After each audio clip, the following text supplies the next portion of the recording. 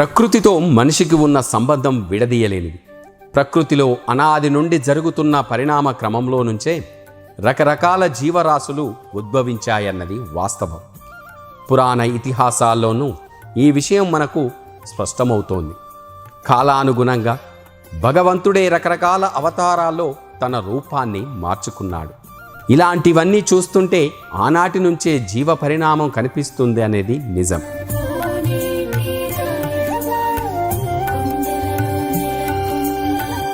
ధర్మమునకు హాని కలిగినప్పుడు, అధర్మము పెచ్చు పెరిగి పోవునప్పుడు, జన్మ కర్మరహితుడైనప్పటికీ నన్ను నేను సృజించుకొందునని, సత్పురుషులను పరిరక్షించుటకై దుష్టులను రూపుమాపుటకుగాను, ధర్మమును సుస్థిరపరచుటకు నేను ప్రతి యుగమునందు అవతరిస్తూనే ఉంటానని భగవద్గీత 4వ అధ్యాయము జ్ఞానకర్మ సన్యాస యోగములలోని ఈ 2 శ్లోకములు మనకు చెబుతాయి.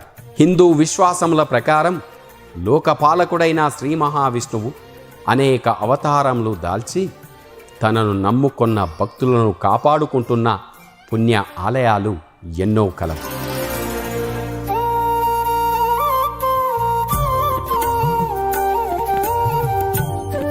ఈ పుణ్య భారతావనిలో భూమండలంపై వివిధ ప్రాంతాల్లో వెలిసిన కలియుగ ప్రత్యక్ష దైవమైన ఆ శ్రీనివాసుడు కొలువైన పుణ్యక్షేత్రాలు ఎన్నో కలవు. వాటిలో కొన్ని స్వయం వ్యక్తముగా, ఇంకొన్ని ప్రతిష్ఠింపబడి భక్తుల చేత నిత్య పూజలు అందుకుంటున్న ఆలయాలు కలవు. అలాంటి వాటిలో ఇప్పుడు మనం చూస్తున్న తెలంగాణ రాష్ట్రం సిద్దిపేట జిల్లా దుబ్బాక గ్రామంలో వెలసిన బాలాజీ దేవాలయం. ఇక్కడ స్వామివారు బాలాజీగా కొలువై భక్తుల కోరికలను నెరవేరుస్తున్న ఆ పరంధాముడి దివ్య నిలయం. ఎంతో ప్రసిద్ధి చెందిన బాలాజీ దేవాలయంపై ప్రత్యేక కార్యక్రమం.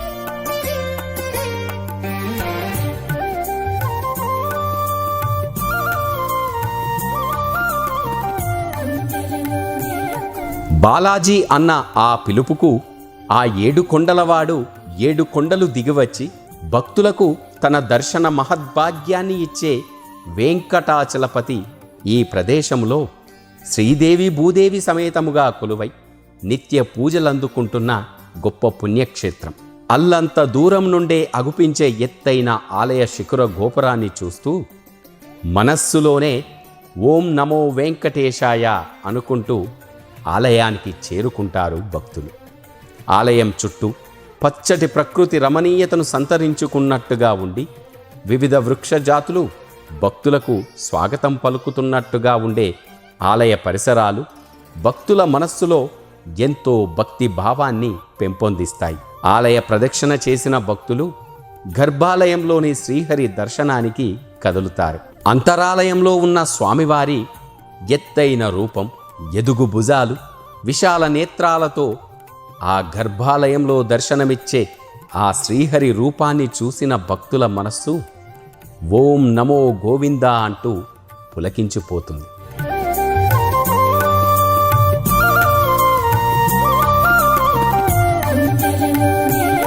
ఇక్కడి ఆలయంలో బాలాజీ నిత్య కళ్యాణ చక్రవర్తిగా కీర్తింపబడుతున్నాడు.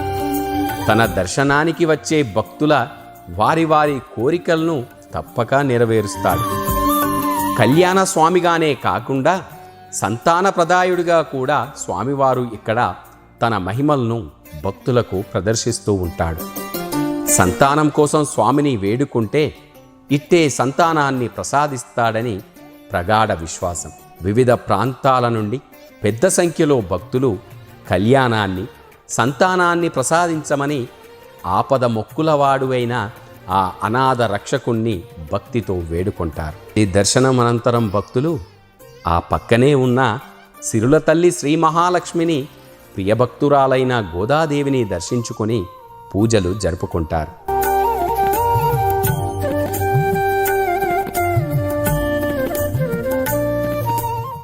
ఆలయ పరిసరాలను తీక్షణముగా వీక్షిస్తారు. ఆలయ మండపంలో ఉన్న ఆ స్వామివారి దశావతారాల చిత్రమాలికలను తదేకంగా భక్తితో వీక్షించి పరవశులవుతారు. అలా ముందుకు కదలగానే ఎదురుగా నింగిని తాకుతున్నట్టుగా ఉండే ధ్వజస్తంభం, దాని ముందు ఉన్న రాజగోపురం, ఆ గోపురంపై ఉన్న ఆ స్వామివారి చిత్రమాలికలు చూస్తూ మైమరచిపోతారు.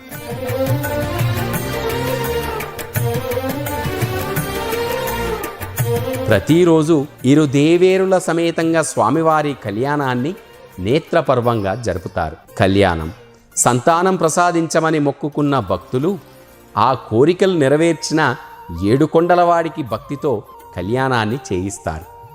ఆలయ ఆవరణలో అర్చకుల వేద మంత్రోచ్చారణాల మధ్య పలు రకాల వైదిక క్రతువులను పూర్తి చేసి ఈ కళ్యాణాన్ని జరుపుతారు.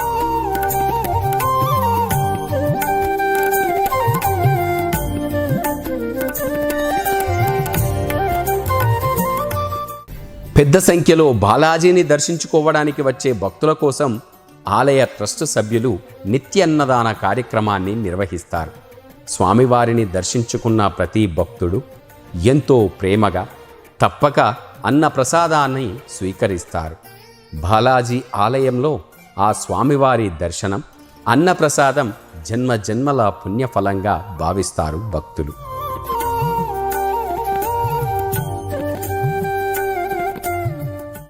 స్వామివారిని బాలాజీగా పిలుచుకుంటూ నిత్య పూజల్లో తరించినట్టుగా ఇక్కడి ఆధారాలు చెబుతున్నాయి. ఆ ఏడుకొండలవాడికి ఎంతో ఇష్టమైన నామం బాలాజీ. ఇలా బాలాజీ అని ఏ భక్తుడు పిలిచినా స్వయంగా ఆ స్వామియే తరలివచ్చి భక్తులను కాపాడుతాడని, అందుకే ఇక్కడ కొలువై ఉన్న ఆ స్వామికి బాలాజీగా నామకరణం చేసినట్టుగా చెబుతారు. 7 గడపలను తలపించేలా తీర్చిదిద్దిన కట్టడాలు ఆ భక్తుల మనస్సును మైమరిపించేలా ఉంటాయి. నిత్య అభిషేకంలో ఉన్న శ్రీహరికి ఆ పక్కనే భక్తుల గ్రహదోషాల నుండి విముక్తుల్ని చేసే వివిధ రకాలైన వృక్షజాతి సమూహం ఎంతో భక్తిని పెంపొందిస్తుంది. గర్భాలయంలో శ్రీదేవి భూదేవి సమేతముగా దర్శనమిస్తున్న వెంకటాచలపతిని దర్శించుకొని పరిపరి విధములుగా మొక్కుకొని తమ కోరికలన్నీ చెప్పుకొని నెరవేర్చుమని భక్తితో వేడుకుంటారు.